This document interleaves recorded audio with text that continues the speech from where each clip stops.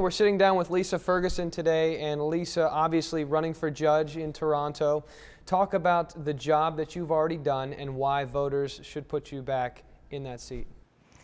Well, I took over the position about a year and a half ago, and that was after an extensive interview process and background check. And Chris and I both were trying to compete for that job at the time.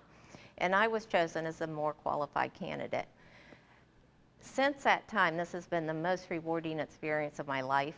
It is just, I never realized the opportunity I was going to have to make improvements to our community and the help that you can give the community as a judge. So I'm so motivated to keep this position.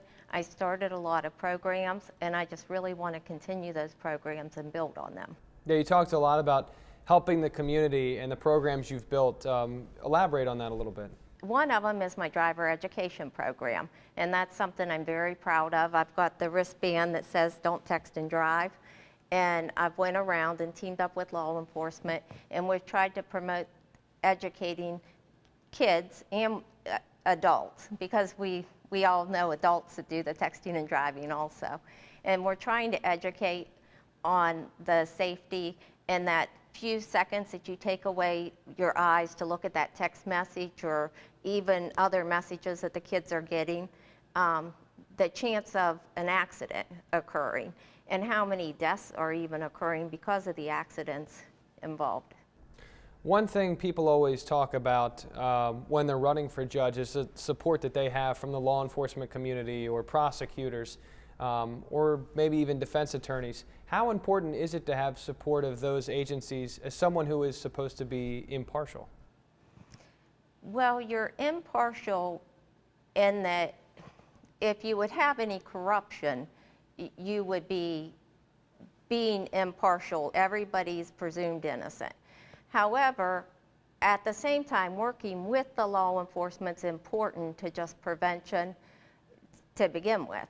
So it's easy enough to make a ruling based on the fact that you're innocent till proven guilty and still work with law enforcement. House arrest is something that's been working well. When we talk to law enforcement officers, they tell us that it's something that they appreciate and they think works well. Do you plan on continuing that program and expanding on that? Yes, that program that I started is because, and I've seen you talk to other people, and it's always coming up the jail space. And when you look at the availability of jail space, it's been a big problem. The commissioners have been able to fund some additional misdemeanor space, but us as judges, one of the problems we face is just finding the space to incarcerate somebody. So if I want to sentence you and there's no jail space, it makes a mockery out of our system. So then you get the criminals kind of laughing about it. Well, I can do whatever I want. They can't lock me up anyways. And so what I started as a way to tackle it, and I feel like my administrative experience in this sense has really helped me, because I do have a lot of administrative experience. And I looked at the problem and how to overcome that obstacle. And what I researched and found is this high technology that you have in an ankle monitor system nowadays with real-time GPS that tells us exactly where the offenders are. So when you talk about the old house arrest, that's where they make a phone call and they say, "Are you home?" And you know, and nowadays with cell phones, calling to say, "Are you home?" you could be anywhere and say you're home. And unless they actually drive to your home and check on you. So, you know, that's even always kind of been treated as a joke, the call me to see if I'm home house arrest system. Nowadays with the ankle monitor, where we're putting an ankle monitor on you, showing you where you're at in real time, and then we're able to set parameters because of this high technology. So we can allow you to go to work if you work, seek employment. You can, if you need to go to treatment or counseling or doctor's appointments, if you have children and you need to go to a school activity, we're able to allow offenders to do all of this stuff and still within parameters. And if you go outside of those parameters, there's a siren that goes off, and we have local law enforcement that's monitoring these. And so they see it immediately, and because there's a cell phone in the ankle monitor, they're actually able to communicate with the person. And typically it's just somewhere where they've kind of went out of their parameters, but it would have been acceptable. There's been a couple people we've had to call back in, and they've been incarcerated for breaking the parameters. But for the most part, it's usually just innocent accidents. In this race, you're the one person with experience as a judge. How does that set you apart when you talk about your opponent in this race? I am the only one with judicial experience because I have been the judge, and I've been able to start a lot of programs, and it sets me apart because I have that understanding and I already have that working relationship. Just today I went to luncheon with Coleman, and you need to work with the other agencies to provide services. We deal a lot with, we are misdemeanor judges, so I'm a misdemeanor judge and traffic court, and then civil cases under 15,000. But as a misdemeanor judge, you're dealing with the drug addicts, not the drug dealers. So if you get people who have mental health issues and drug and alcohol issues, you need to work with the agencies and the resources.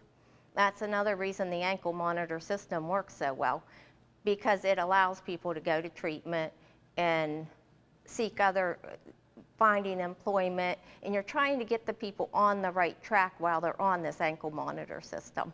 So instead of just incarcerating them, and then they get out in 30 days and they go right back to the same old habits, you're getting them on the right track.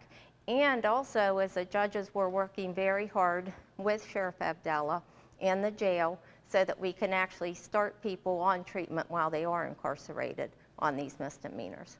You talk about being a misdemeanor judge, and one thing that we see when we post stories that have to deal with misdemeanor offenders, we see a lot of compassion, and then we see a lot of people calling for a strict message or stern punishment. How do you balance those two things? How do you see things from both sides and deal with that? How difficult is that? That is difficult, but that's where if you give somebody the opportunity, another reason I love the ankle monitors, because I can give somebody the opportunity to seek treatment and to get help. And at the same time, that persistent repeat offender, and they don't want help and they don't care what we do, because you can offer somebody help, but when they refuse, and you can order drug testing, and then when somebody refuses to get help and all they are is this repeat offender, now I have the jail space free so that I can give a more severe sentence, because I can sentence somebody to 180 days. And I can say, well, you're going for 180 days, and I have no jail space to put you there for 180 days. So when I'm removing the people who want the help and to get out of this repeat cycle, out of the system, I'm freeing up the jail space. So when I tell you you're going to jail for 180 days, you're going to jail, and you're going to stay there. Chris Haught, Lisa Ferguson, what's the biggest difference? Well, for one, I don't have a private law practice. Chris talks sometimes about my experience. He wanted to bring that up previously, but I have 10 years more experience than Chris. I've been an attorney 10 years longer than him. I worked at a corporate level, and he focuses on how many cases I have prior to becoming a judge. I dealt with labor relations, contracts, real estate, leases, all of that. It was also administrative related, which has helped me to be an administrator for the courts, which has been a benefit. But also it was my job to keep my clients out of court. That was my goal, to draft the proper contracts. And another thing is, out of the few cases that I did have, I never lost a case. So I feel that I'm more experienced. I did what I was supposed to do. But as a judge, I'm the only one with judicial experience now. And I care about the community, making improvements in the community. And this may be considered a part-time position, but I don't have a private law practice. This is my full focus and passion at this point in my life. And I'm going to devote full-time attention to it. So I would say that's the biggest difference. One of the biggest sticking points in that last debate, and maybe I'll make this my final question, was the support or the endorsement of Sheriff Fred Abdallah. What is the situation here? Because as we understand it, the sheriff has said that he doesn't officially endorse Chris, but he supports Chris. What's your take on that? Well, another thing is, as a judge, because we are judges, I did not seek any campaign contributions. I did not accept $1 in funds to my campaign. Also, I did not seek any endorsements. The reason I stayed clear of campaign contributions or endorsements is because I want to stay 100% impartial. Every case I ever rule on will be totally fair. I feel that Chris has bound himself to people. He is going to owe a lot of favors because he's trying to get people to support him, and not necessarily the sheriff owing him, the sheriff a favor, but a lot of people that Chris is seeking out, he's going to owe a lot of favors. I don't think that's the proper way you go about something as a judge. I think that we have to maintain our impartiality and fairness. And as far as the sheriff goes, I've worked very hard on the jail and the problem with incarceration. I've worked very hard with all of these organizations on getting people the treatment and help they need. I care a lot about the child abuse problems and the parenting problems that the sheriff has. The only support I think he has for him is possibly family friendships. And Chris said there was an endorsement. An endorsement means you get a letter, an endorsement letter. And Chris is talking about a lot of endorsements, and he doesn't even understand what an endorsement is. And he needs to understand that. And when it comes to the sheriff, he absolutely told me that I do a fine job, I do a great job, and he supports both of us, I believe. He supports all the hard work I do.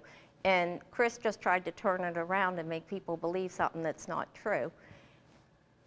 And he's done that with some other entities also. He says he's endorsed by the village of Bloomingdale and these different villages. He's also the solicitor for these villages.